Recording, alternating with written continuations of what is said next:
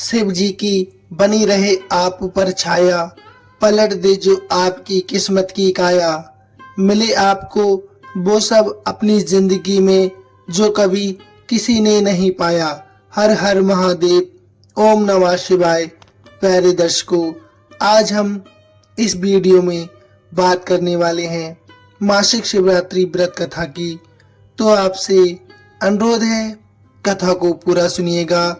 सच्ची निष्ठा और सच्ची भावना के साथ संपूर्ण कथा का अनुसरण करने से भक्त को सदैव अच्छा फल प्राप्त होता है, उसकी मनोकामना अवश्य पूर्ण होती है, व्रत का फल उसे अवश्य मिलता है।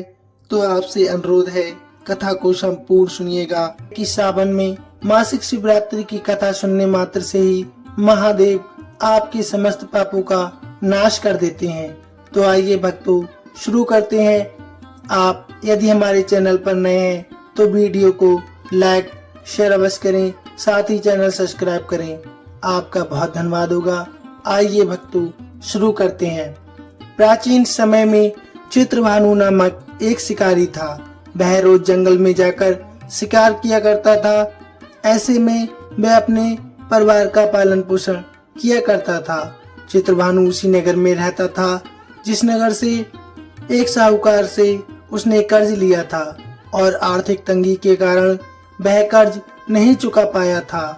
एक दिन साहूकार ने गुस्से में आकर चित्रभानु को शिव मठ में बंदी बना लिया। संयोग से उसी दिन मासिक शिवरात्रि थी। मासिक शिवरात्रि के कारण शिव मंदिर में भजन और कीर्तन हो रहे थे, जिसका बंदी शिकारी चित्रभानु ने पूरी रात आनंद लिया। अगली सुबह साहूकार ने शिकारी को अपने पास बुलाया और कर्ज चुकाने के लिए कहा, जिसके बाद शिकारी चित्रभानु ने कहा, सेठ जी, मैं कल तक आपका पूरा कर्ज चुका दूंगा। शिकारी के वचन को सुनकर सेठ जी ने उसे छोड़ दिया। सेठ से आजाद होकर शिकारी शिकार के लिए जंगल में गया, किंतु पूरी रात बंदी गृह में भूखा प्यासा होने के कारण वह थक गया था और शिकार की खोज में जंगल में बहुत दूर आ चुका था, जहां से उसे लौटने में सूर्यास्त होने लगा था। जिसके बाद उसने सोचा, क्यों न रात जंगल में ही बितानी पड़े। ऊपर से कोई शिकार भी नहीं मिला था जिसे बेचकर वह सेठ जी का कर्ज चुका सके। ये सोचते सोचते वह एक तालाब के पास पहुंच गया। भरपेट पानी पीकर सुस्ताने लगा और एक बेल के पेड़ पर चढ़ गया, जो उसी तालाब के किनारे पर था। उसी पेड़ के नीचे एक शिवलिंग था, जो पत्तियों से ढके होने के कारण दिखाई नहीं दे रहा था। कर्ज चुकाने और परिवार के लिए खाना लाने की चिंता में व्याकुल शिकारी चित्रभानु पेड़ पर बैठे बैठे बेलपत्र को तोड़ तोड़कर नीचे गिराया जा रहा था। संयोगवश वे सभी बेलपत्र भगवान शिवलिंग पर गिर रहे थे। शिकारी चित्रभानु रात्रि से लेकर पूरे दिन भूखा प्यासा था, जिसके कारण उसका मासिक शिवरात्रि व्रत पूर्ण हो गया। कुछ समय बाद उस तालाब पर पानी पीने के लिए एक गर्भवती हिरनी वहां पर आई और पानी पीने लगी। हिरनी को देखकर शिकारी चित्रभानु ने अपने धनुष पर तीर चढ़ा लिया और छोड़ने लगा। तभी गर्भवती हिरनी बोली, रुक जाओ, मुझे मत मारो, मैं गर्भवती हूँ और तुम एक साथ दो जीवों की हत्या नहीं कर सकते, परंतु मैं जल्द ही प्रसव करूंगी, जिसके बाद मैं तुम्हारे पास आ जाऊंगी, तब तुम मेरा शिकार कर लेना। उस हिरनी की बातों को सुनकर चित्रभानु ने अपने धनुष को नीचे कर लिया और हिरनी वहां से चली गई। इस दौरान जब शिकारी ने अपने धनुष की प्रत्यंचा चढ़ाई और ढीली करी तो कुछ बेलपत्र टूटकर शिवलिंग के ऊपर गिर गए, जिसके कारण शिकारी के हाथों से प्रथम पहर की पूजा पूर्ण हो गई। कुछ समय बाद दूसरी हिरनी झाड़ियों से निकली, जिसे देखकर शिकारी के खुशी का ठिकाना ही नहीं रहा। चित्रभानु ने उस हिरनी का शिकार करने के लिए फिर से धनुष उठाया और तीर छोड़ने लगा। तभी हिरनी बोली, हे शिकारी, आप मुझे मत मारो, मैं अभी ऋतु से निकली हूँ और अपने पति से बिछड़ गई हूँ। उसी को ढूंढती हुई मैं यहाँ तक आ पहुंची हूँ। मैं अपने पति से भेंट कर लूं, उसके बाद तुम मेरा शिकार कर लेना। ये कहकर वह हिरनी वहां से चली गई। इस दौरान शिकारी चित्रभानु 2 बार अपना शिकार खो दिया था, जिसके कारण वह बहुत चिंता में पड़ गया। उसे सेठ जी का ऋण चुकाने की भी चिंता हो रही थी। जब शिकारी ने दूसरी बार हिरनी का शिकार करने के लिए धनुष पर प्रत्यंचा चढ़ाई तो फिर से कुछ बेलपत्र धनुष के टकराने के कारण टूटकर शिवलिंग के ऊपर गिर गए। इस प्रकार दूसरे पहर की भी पूजा संपन्न हो गई। ऐसे में अर्धरात्रि बीत चुकी थी। कुछ समय बाद एक हिरनी अपने बच्चों के साथ तालाब पर पानी पीने के लिए आई। इस बार चित्रभानु ने बिना देर किए धनुष पर प्रत्यंचा चढ़ाई और तीर छोड़ने लगा। तभी वह हिरनी बोली, हे शिकारी, आप मुझे अभी मत मारो। यदि मैं मर गई तो मेरे बच्चे अनाथ हो जाएंगे। मैं इन बच्चों को इनके पिता के पास छोड़कर आऊं, जिसके बाद तुम मेरा शिकार अवश्य कर लेना।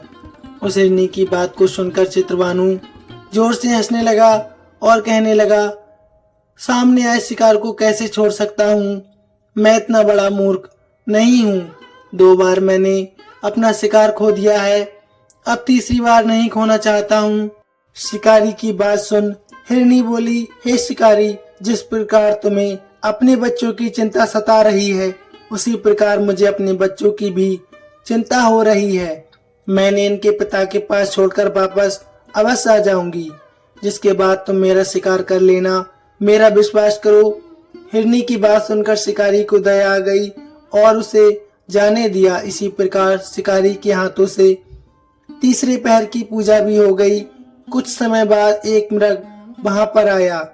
उसे देखकर चित्रभानु ने फिर से अपना तीर धनुष उठाया और शिकार की ओर छोड़ने लगा। तभी मृग ने बड़ी विनम्रता के साथ बोला, हे शिकारी, यदि तुमने मेरे 3 पत्नियों और छोटे बच्चों को मार दिया है तो मुझे भी मार दो, क्योंकि उनके बिना मेरा इस दुनिया में कोई नहीं है। यदि तुमने उनको नहीं मारा है तो मुझे भी जाने दो, क्योंकि मैं उन 3 हिरनियों का पति हूँ और वो मेरी ही तलाश कर रही हैं। यदि मैं उन्हें नहीं मिला तो वे सभी मर जाएंगे। मैं उन सभी से मिलने के बाद तुम्हारे पास आ जाऊंगा, जिसके बाद तुम मेरा शिकार कर सकते हो। उस मृग की बात सुनकर शिकारी को पूरी रात का घटना चक्र समझ आ गया।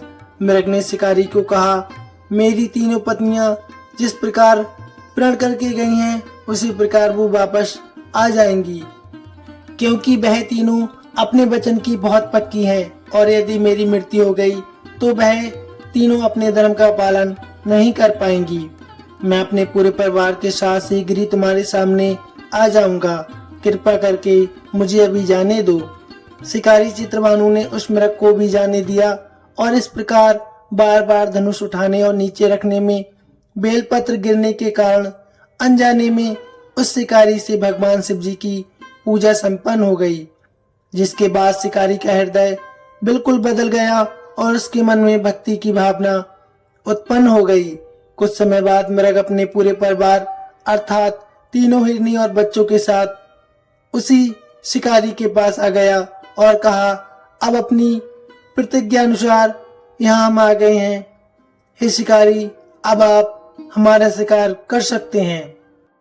जंगल के पशुओं की सच्ची भावना को देखकर शिकारी चित्रभानु का हृदय पूरी तरह पिघल गया और उसी दिन से उसने शिकार करना छोड़ दिया। अगले दिन वह नगर लौटा और किसी और से उधार लेकर सेठ जी का ऋण उसने चुका दिया और स्वयं मेहनत मजदूरी करने लगा। जब शिकारी चित्रभानु की मृत्यु हुई तो उसे यमदूत लेने आए, किंतु शिवदूतों ने उसे भगा दिया और उसे शिवलोक ले गए। इस प्रकार उस शिकारी को मोक्ष की प्राप्ति जाने अनजाने में किए गए व्रत से हो गई। तो भक्तों, यदि हम सच्ची निष्ठा और सच्ची भावना से मासिक शिवरात्रि का व्रत करेंगे और कथा का स्मरण करेंगे तो हमारे समस्त पापों का नाश होगा। मरणोपरांत हमें भी मोक्ष की प्राप्ति होगी। तो भक्तों, प्रेम से बोलिए हर हर महादेव। वीडियो कैसी लगी प्लीज कमेंट में अवश्य बताइए। साथ ही कमेंट में लिखिए हर हर महादेव। धन्यवाद भक्तों।